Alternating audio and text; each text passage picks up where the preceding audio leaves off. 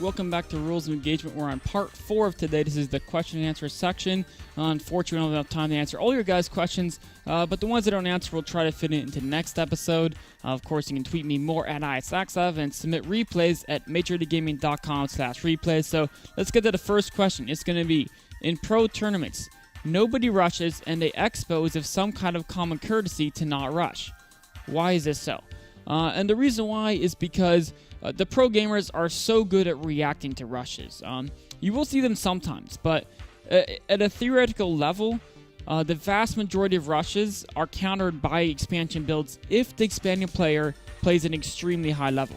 But the reason why a lot of lower level players think that these pro gamers are getting away with greedy builds. Flash is a great example. Everyone says, oh, his build is insanely greedy. It only works because there's some sort of agreement. And the reason why is because when they try it, they die to rushes. And it's because it's so much easier to execute a rush than it is to execute the defense of a rush. But once everyone gets at a very high level, all of a sudden the defensive rush is often overall slightly stronger than the execution of a rush. And therefore rushes have a lower percent of success. And so they're only used in as far as mind games or to throw your opponent off, or if you think they're having an off day or something like that. But they're not really used super commonly for that reason. So let's get to the next question.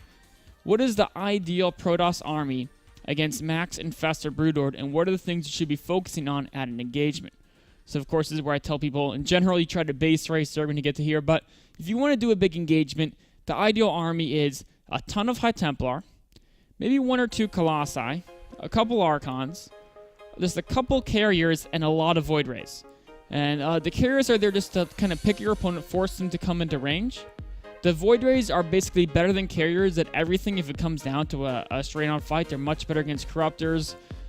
They both suck against Infested Terrans, so that's why you need that Die Storm, because that's your only counter to Infested Terrans. But Void Rays are better versus Corruptors, which is the other threat. So a few Carriers to force your opponent to engage with you, a ton of Templar to neutralize Infestors, and then, of course, Mothership if you can get it, just to throw in a Vortex if your opponent messes up, and then whatever ground supplements you want. But a lot of air, predominantly Void Rays, ton of Templar to help cover them. Actually, in fact, if you have that Mothership, I'd keep it in the back. Don't even have it in the battle, because you should be in a very great position in those battles, but sometimes your Void Rays get all chain fungled. That's when you can recall them out to save them. It's a great tool to have there. So that's kind of my favorite way to deal with the Max, Broodlord, Infestor army.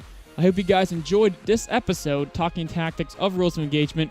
Coming up shortly, we're going to have the Tournament of Champions semifinal, which is going to be Partying versus Sue. It's going to be a great match.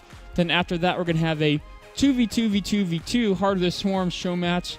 I know we got Cats, Druby, we got Morrow in there, and of course, Machine and myself will be the home team for this match. We're going to take a break. Then we're going to be right back with the Tournament of Champions. Stay tuned. It's going to be great.